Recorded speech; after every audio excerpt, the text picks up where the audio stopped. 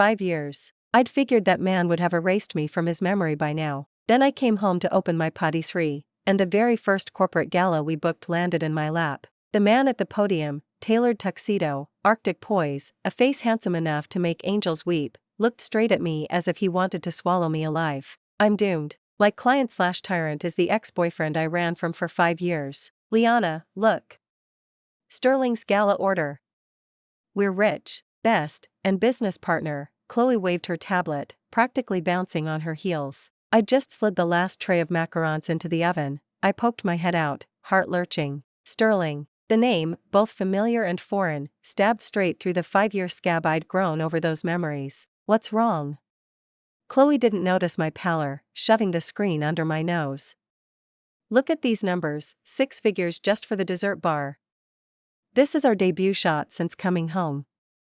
We have to nail it. I stared at the word Sterling until my fingertips went cold. 5 years ago I'd fled from that man's orbit, stowed away overseas. I'd told myself half a decade was long enough for him to forget me, for our paths to become parallel lines that never meet. Turns out the first client my studio bags after returning is his company. Liana? Spacing out? Chloe elbowed me. I snapped back and stretched my lips into a smile uglier than crying. And nothing, it's just so sudden, feels unreal. What's unreal? Your skills are unreal. She slapped my shoulder, proud as a proud parent. We just opened and the client/tyrant came knocking, because you're an award-winning pastry chef, internationally famous. I dropped my gaze, guilt gnawing at me. Famous? More like a wanted woman walking into a trap. The night of the gala, Chloe and I led the crew to set up early. The ballroom blazed, gold accents, champagne rivers, glittering gowns. I yanked my baseball cap low, crouching behind the dessert bar, wishing I could turn into a slice of tiramisu and be eaten on the spot. Liana, why are you acting like a burglar? Chloe muttered while stacking swan cream puffs. Before I could lie, the lights died. A spotlight speared the stage. The MC thundered, "Let's welcome," with our loudest applause, Sterling's CEO, Adrian. My heart stopped mid-beat. Applause detonated. I lifted my head like a rusty puppet. Long legs carried him into the light. A black tux cut to perfection wrapped wide shoulders and a narrow waist, every step measured, regal, lethal. 5 years had carved him taller, colder. The face I once traced in countless dreams, sharper now, cheekbones sculpted, lips thin, frost pouring off him in sheets. He took the mic, baritone rolled through the speakers. Vision, growth, gratitude, each word a hammer driving diamond nails into velvet. The interns in front squealed behind their palms. Oh my God, the CEO is gorgeous. That aura, he walked out of a romance novel. Single, they say. What goddess could ever snag him? Goddess? Try a ghost running from the underworld. Only I knew how crazy this iceberg could burn. Just as I slid deeper into tiramisu camouflage, Adrian's gaze swept the crowd and locked on me. Across a sea of sequins and crystal, it felt like a white-hot bolt pinning a butterfly to cork. He saw me. No question, he saw me. Run. I grabbed Chloe's wrist. Stomach cramp, bathroom. I sprinted for the side exit, heels clacking like firecrackers against marble. The gaze stayed glued to my back. Door handle, yes. I wrenched it open, slipped through. Smack. A palm clamped my wrist, yanked me back, and the door slammed shut. I hit the corridor wall, spine first. Cedar and something darker, him, all him, swallowed the air. Light was dim here, his shadow eclipsed me. Running again? The rasp above my head carried a tremor. I froze. His fingers viced tighter, grinding bone. Liana. He bit the letters out one by one. So you do remember the way home. Pinned, I couldn't budge. Cedar, whiskey, fury, his scent flooded me, wrecked me. His chest rose and fell like crashing surf, heat radiated through his shirt. He said nothing, only stared. That stare, net of hooks, ready to strip me bare. Look at me. I didn't. He freed my wrist, cupped my chin, forced my head up. Shadows carved his eyes into black wells, storms churned inside them, rage, hurt, grievance. I had to be hallucinating. Adrian didn't do grievance. He was heaven's favorite son, the world knelt for him. 5 years, he said, voice low, Arctic. Did you have fun, Liana? I looked away, bluffing. Rowan, I don't know what you mean. We're strangers, right? Strangers? A humorless laugh. His thumb brushed my jaw, sending sparks across my skin. Strangers don't bolt like prey. Tell me, strangers get urgent bladder syndrome? I didn't bolt. He leaned in, breath tickling my ear. My cheeks combusted. Strangers don't tremble either, he whispered, hoarse now. 5 years, and you're still wired to me. I glared, speechless. The ice in his eyes thawed a millimeter. A faint curve lifted his mouth. Tonight's desserts, your work? Yes. Tasted, decent. Decent, Michelin speak for divine. Then let's talk business. 10 a.m. tomorrow, my office. We signed the follow-up. Follow-up? Sterling's dessert program for the next 12 months, he said, casual as checking the weather. Objections? Plenty, starting with my survival instinct. Rowan, we're a startup, this volume might be. Capacity isn't your call. He straightened, Emperor mode on. 10. Don't be late. He released me, walked off, footsteps echoing like verdicts. Back in the ballroom, Chloe pounced. Toilet marathon, huh? And that blush, spill. Did you meet Mr. Talldark Filthy Rich? No, Mr. Dreamboat, just our client/tyrant, Adrian. Her eyes turned into saucers. You know Rowan? I gave her the PG-13 recap, omitting the parts that would fry her brain. Casey's jaw unhinged. So, you ran for the hills because he was intense, she asked delicately. I nodded. Intense, like being loved by wildfire. Fresh out of school, I'd been Sterling's private pastry chef. To the world he was a glacier, to me, an eruption. And stupid me dove headfirst into the lava, until I realized the gilded cage didn't have doors, only mirrors. Riley, I fled. Girl, Chloe clutched her chest, that's the tragedy of the century. You dumped Mr. 8-pack billionaire? I rolled my eyes. But hey, he's back, you're here. Second chance romance, torch the world groveling, I shuddered. I just want to stay off his radar. Too late, she sang, patting my shoulder. Client/tyrant owns your radar now, prophetic words. Next morning I dragged myself to Sterling Tower. Executive floor, black, white, gray, sub-zero. Sam smiled. Jamie, please wait. Rowan's in conference. I nodded, sat down on the sofa by the door, and felt as if I were sitting on a carpet of nails. The office door wasn't shut tight, a finger-wide crack remained. I could hear a man's arrogant voice droning from inside. Rowan, Visionary's proposal is absolutely the best. As for that little Nyen studio, a newborn workshop, what do they know about high-end bespoke?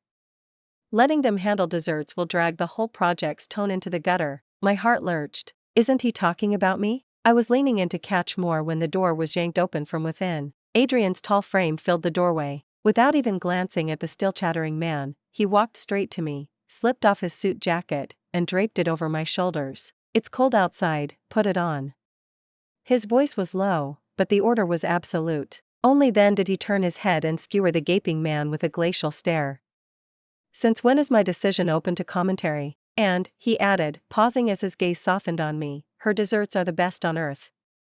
You have a problem with that? The entire corridor sank into dead silence. The visionary rep's face cycled through green and white, his mouth opened, but no sound came. Adrian's assistant stood nearby, eyes glued to the floor, fighting to stay invisible, though the twitch at the corner of his mouth betrayed him. I huddled inside the oversized jacket, breathing its lingering cedar chill, my mind a blank. He just rode to my rescue, and declared my pastries the best in the world? This from the Adrian who never wastes a single syllable? Adrian ignored the petrified man and told his assistant, Sam, see our guest out, and have legal draft determination of any cooperation with Visionary. Yes, Rowan. Sam answered, barely hiding a grin. The man's face drained of color. Rowan, give me one more chance. My patience is limited. Adrian cut him off, voice arctic.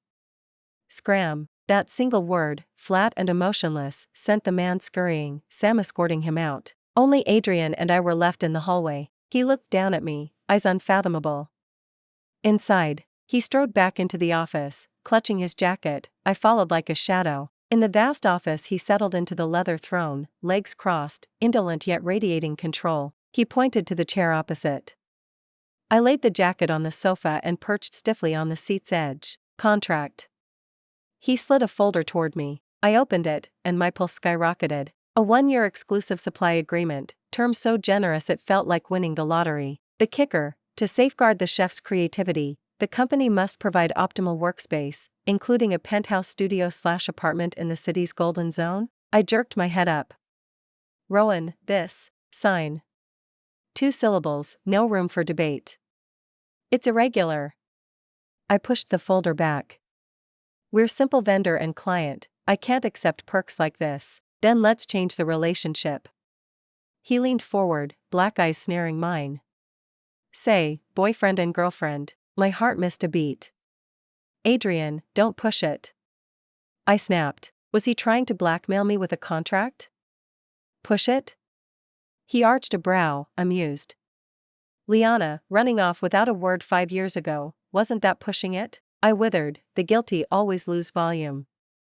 I just went to study. Study?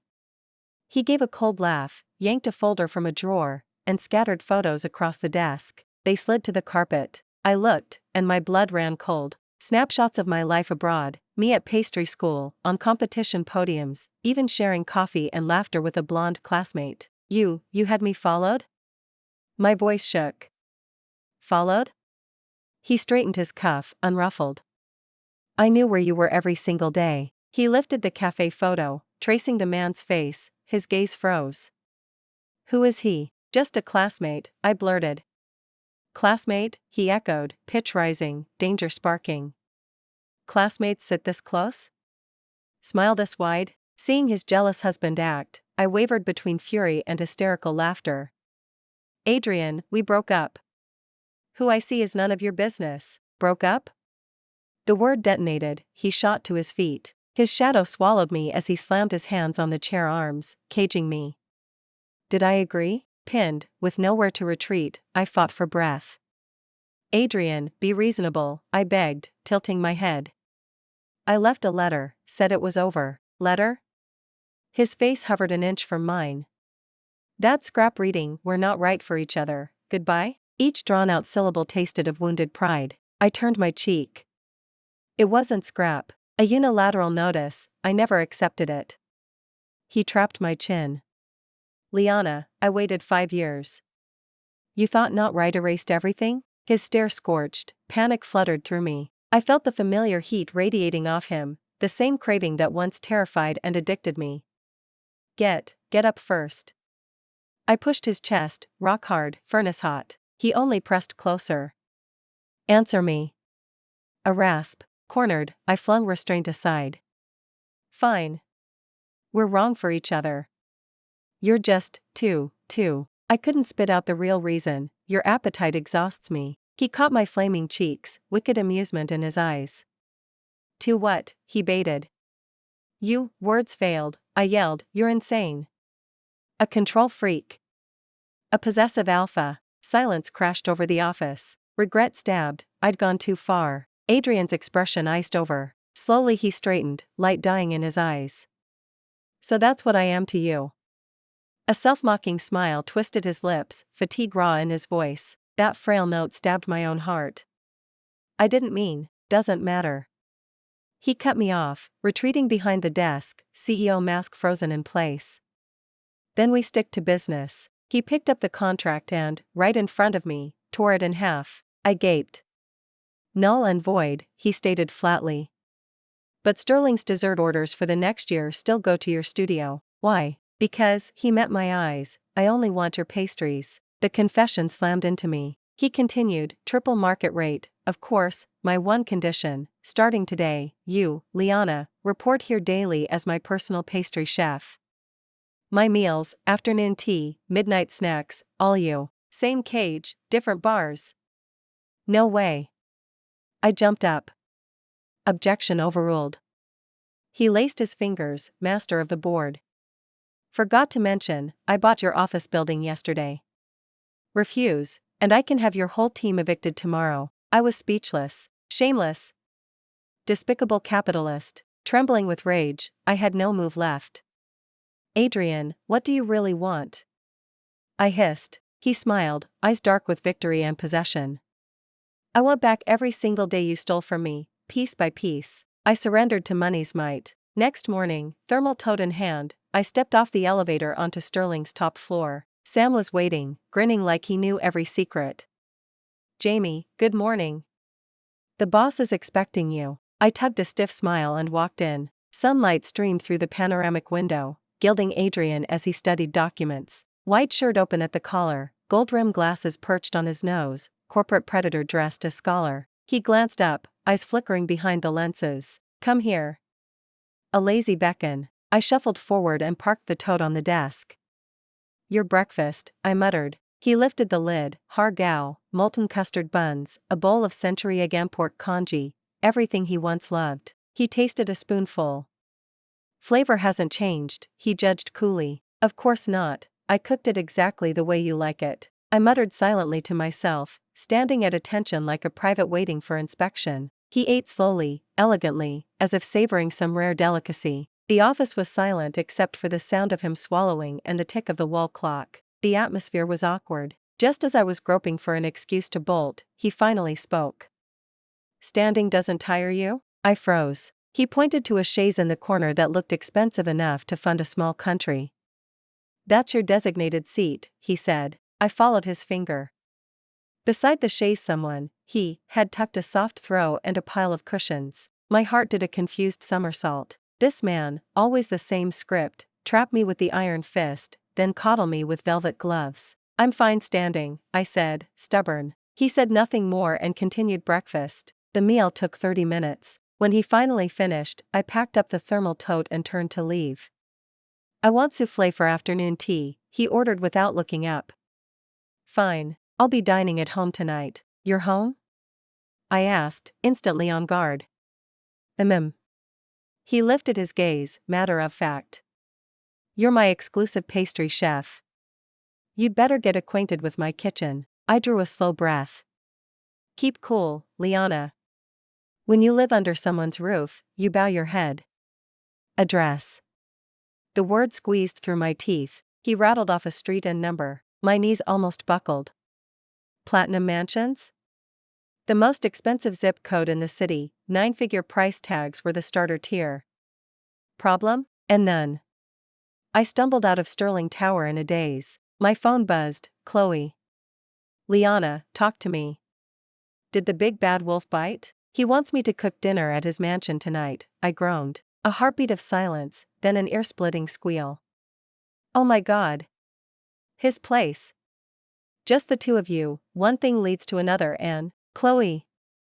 I yelped, cutting off the R-rated forecasts. I'm going there to cook, period. Cook? She sounded supremely skeptical. Honey, I bet by midnight the only thing getting devoured will be. I hung up, cheeks on fire. Still, her tease plopped into my mind like a stone in a pond, rippling all kinds of images I didn't want. I shook myself. Get a grip, Liana.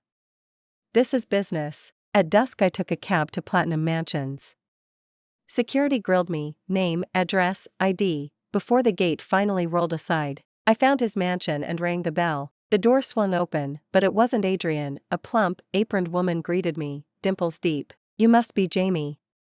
The master said to expect you. Inside, the foyer alone was bigger than my first apartment. She led me past a spiral staircase and down a hallway that felt like a luxury hotel. The kitchen gleamed, sub-zero fridges, copper pans suspended like modern art. On the marble island sat a single white envelope. Cameron smiled. He said you'd know what to do. I opened it, a menu in his slanted handwriting, soufflé, 2 portions. A sticky note added, where the apron hanging behind the door. It's yours. Cotton lined with lawn green stripes, embroidered Liana on the chest. My throat tightened. How long had he been planning this? I tied the apron, prepped ramekins, set the oven. 20 minutes later the soufflés puffed like golden moons. I plated them with raspberry coulis just as footsteps sounded. Adrian appeared, tie loosened, sleeves rolled. He stopped in the doorway, eyes on the desserts first, then on me. On time, he murmured. As always. He pulled out his phone, snapped a photo of the soufflés, and, unbelievably, posted it to Instagram with the caption, Homecoming. I gaped. You're going to crash your own feed with pastry pics? A record has to start somewhere. He set the phone aside. Taste. We each took a spoon. The airy custard melted, tart berries cutting the sweetness. He hummed low in approval, a sound far too close to a purr. Not bad, I said, pretending nonchalance. High praise from you. He leaned back, studying me. Ready for tomorrow's gala? Sterling's corporate gala, 3-tier dessert bar, live station, 200 guests. My stomach nodded. I'll deliver. I lifted my chin. I know. His voice softened. You always do. That quiet confidence, aimed straight at me, was harder to deflect than any order. He glanced at the storm clouds gathering beyond the French doors. Weather says thunder. You'd better stay until it passes. I checked my watch, 9 p.m. I can grab a rideshare. Or, he shrugged, already turning, you can pick the guest suite upstairs. Cameron keeps it ready. I opened my mouth to refuse, but thunder rumbled, rattling the glass. Cameron materialized with a fresh towel and a toothbrush still in packaging. This way, Mississippi. Adrian's gaze met mine, unreadable. No strings, he said. Just shelter. Strings or not, my pounding heart told me I was already tangled. Upstairs, the guest suite felt safer than I expected, powder blue walls, a quilt that smelled faintly of sun-dried cotton. I changed, slid between the sheets, and forced my eyes shut. Rain lashed the windows, lightning stitched white scars across the ceiling. Each crack made me flinch, memories of childhood storms I'd weathered alone. Footsteps paused outside my door. A soft knock. Liana? Adrian's voice, low. You okay? I considered pretending sleep, but another crash tore through the sky and I yelped. The door opened a sliver, his silhouette framed by hall light. Mind if I? Wordless, I shook my head. He stepped in, sat on the room's small sofa, phone flashlight glowing warm amber. I'll stay until the thunder moves off. You don't have to. Consider me on bodyguard duty. I buried my face in the pillow, listening to the storm and to his even breaths. Gradually the rumbles drifted east, rain softened to hushed percussion. When I peeked out, he was still there, elbows on knees, watching the window rather than me. Adrian? Still here. Thank you. He said nothing for a long moment, then, get some sleep, pastry chef. Dawn tasting starts at 6. With that warning, or promise, he stood, closed the door gently, and left me to the quiet. I lay awake longer than I should have, tasting soufflé on my tongue and something sweeter, scarier, blooming in my chest. The guest room hasn't been used in 5 years, the sheets haven't even been changed. With that single sentence he cut off every escape route. He led me into the master bedroom. Like the man himself, his room was a cold palette of black, white, and gray, the air laced with the same cedar scent that clung to his skin. He pressed me down until I sat on the edge of the bed. Afraid of thunder? He asked. I gave a sheepish nod. It's been my weakness since childhood. I turn into a coward the moment a storm rolls in. He studied me, a flicker of understanding and heartbreak sliding through his eyes. Turning to the closet, he pulled out a quilt and tossed it onto the bed. You take the bed, I'll take the couch, he said. I stared, stunned. I'd assumed he brought me here because he wanted to. Turns out he was playing the perfect gentleman. I'd judged his motives with my own petty heart. Suddenly I felt awful. That doesn't feel right. This is your bed. Lie down when I tell you to, less chatter, he growled, yet his hands were gentle as he tucked the covers around me. The quilt smelled exactly like him, wrapping me in familiar warmth. He walked to the window and drew the heavy curtains, sealing out the lightning that cracked across the sky. Only the faint beam from his phone stayed lit in the darkness. He settled on the nearby sofa, his tall frame outlined by the weak light, looking almost lonely. Adrian, I whispered. Thank you. He didn't reply, only gazed at me in silence. A long beat later he said softly, sleep. I lay in the soft bed, breathing in his scent, listening to the rain fade, feeling a calm I'd never known. I thought I'd toss and turn, but I slipped under within minutes. Sometime after midnight I half woke, sensing someone watching. I opened my eyes to a shadow perched on the mattress edge. Adrian. In the thin moonlight seeping through the curtains he stared down at me, eyes unreadably deep. Startled, I jerked awake. What are you doing? Apparently he hadn't expected me to wake. His body went rigid. I came to check if you'd kicked off the quilt. Worst excuse ever. I was about to call him out when he bent and brushed a feather-light kiss to my forehead. My brain went boom. That graze of lips was lighter than a petal, yet it set off tidal waves across my heart. Liana, he murmured, forehead still against mine, voice hoarse, come back to me, please? There was a plea in his tone, fragile and raw. I had never seen Adrian like this. He was always high above me, the king who controlled everything. But right now he was showing me his softest, most defenseless side. My heart lost its rhythm. Reason screamed to push him away, insist we could never be. Yet my soul was starved for his warmth, starved for the tenderness he was giving at this moment. Before I could finish, he sealed my lips with his. This kiss bore no resemblance to the gentle one on my brow. 5 years of longing, of suppression, of unwillingness, crashed over me like a storm tide. He coaxed my lips apart and swept in, plundering every trace of air. Dizzy and boneless, I could only cling to his shoulders and weather the hurricane. When he finally drew back, we were forehead to forehead, breathing hard. "Liana," he rasped, saying my name over and over, "don't leave me again." Tears rose. I couldn't stop them sliding free. These past 5 years hadn't been kind to me either. I'd thought I fled the cage and won my freedom, but every night he haunted my dreams, his domineering ways, his gentleness, his smell, everything. Turns out I hadn't escaped him, I'd simply left my heart in his keeping. Did you live well these years?" I choked out. His body stilled, silence fell. After an eternity he whispered, "No, without you, it was never good." His voice carried boundless grievance. "I thought about you every single day until I nearly lost my mind.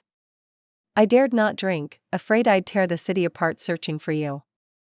I dared not fall ill, because you weren't there to care for me. I worked nonstop to grow sterling bigger, stronger, because you once said you hoped your man would be a hero. I learned every dish you loved, set your photo as my phone wallpaper, saved every random wish you ever voiced. I did everything that might make you smile, yet you weren't there." Each word cracked my control, tears streamed faster. He had remembered everything. He had burned through these 5 years just as I had, consumed by yearning. "I'm sorry," I sobbed. "I'm so sorry, Adrian." "Don't apologize," he murmured, thumb brushing away my tears. "If you come back, every second was worth it." His dark irises were molten with love. "Liana, give me one more chance, okay?" Looking at his bloodshot eyes, at the cautious hope on his face, I felt my last wall collapse. I nodded. He froze, as if he couldn't believe it. You agree?" I nodded again, more firmly. The next instant he hugged me like a kid handed candy, crushing me so tightly I nearly merged with his bones. "Thank God, you're finally home." He whispered it over and over, joy and disbelief trembling in his voice. I wrapped my arms around him, burrowed my face into his warm chest, and listened to his heart pound. This time I would not run. By the next morning the entire Sterling Empire had exploded. The Trigger, their iceberg president, notorious for never posting, suddenly spammed Instagram. Post 1, a photo of slender hands piping mousse, captioned mine. Post 2, a breakfast spread shot from above, captioned she made it. Post 3, a candid of a woman asleep, hair fanned across the pillow, peaceful. Caption, "From now on, my world holds only her." The woman in the photo was me. Chloe messaged me the screenshots, followed by an avalanche of screams. "Liana. You and Rowan, social media official? Nuclear level PDA." I flushed crimson staring at Adrian's feed. Was there any need to be this loud? I was about to call and demand he delete when my phone lit up with his call. "Awake?" His low, satisfied chuckle rumbled through the speaker. The sound yanked my mind back to last night, my cheeks combusted. "Adrian. Take those posts down right now." I hissed, mortified. "Why should I?" he retorted, perfectly reasonable. "I'm only informing the planet that Liana belongs to Adrian." I had no comeback. "Enough teasing," he softened. "You owe me my morning kiss." A loud smack traveled from the line. My earlobes caught fire.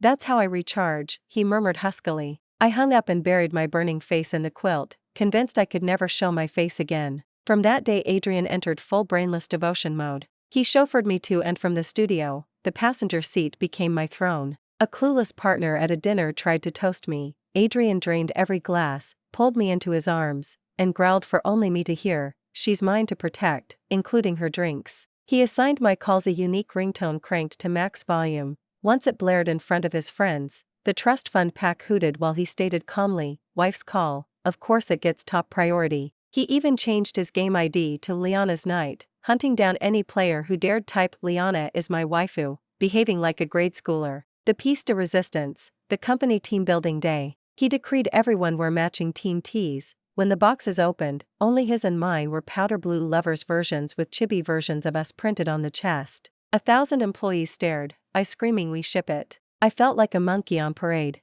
The mastermind beamed beside me, clasping my hand like I was the crown jewel. Chloe watched, clicking her tongue.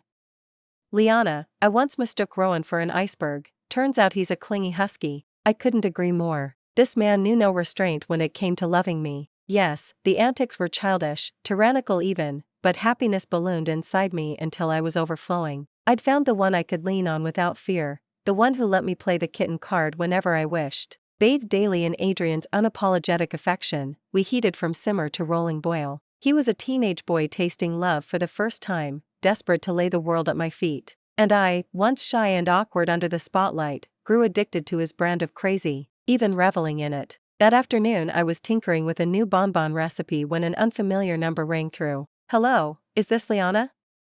This is XX International Preschool. My heart stuttered, I thought telemarketer and almost hung up. The voice continued, your son Noah's parent-teacher day is starting, may we expect you soon? Son? Noah? A huge question mark hovered over my head.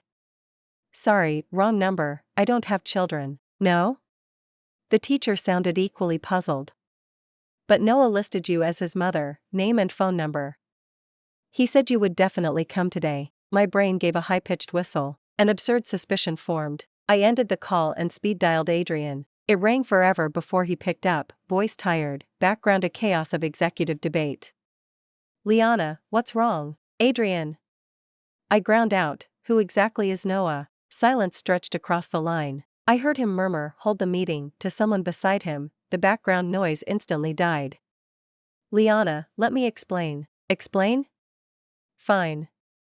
Get your butt to XX International Preschool right now and tell me exactly when I gave birth to a son that big. I hung up fuming, hailed a cab, and stormed straight to the school. A teacher led me to Noah's classroom. Parents already packed the room. In the corner sat a little boy carved from the same mold as Adrian, tiny suit, arms folded, cool as ice, totally alien among the chattering tots. The instant he spotted me his eyes lit, he leapt off his chair and sprinted over. Mommy! He hugged my legs, Avery, and chirped the word clear as a bell. Me, every parent, and the teacher, swiveled to stare. I felt smoke coming out of my ears. Just as I wanted to die on the spot, commotion erupted at the door. Adrian rushed in, still in his boardroom brioni, forehead beaded with sweat. He'd clearly sprinted the whole way. He strode to me, checked me over with anxious eyes, then wrapped an arm around my shoulders in front of everyone. Crouching, he ruffled the kid's hair.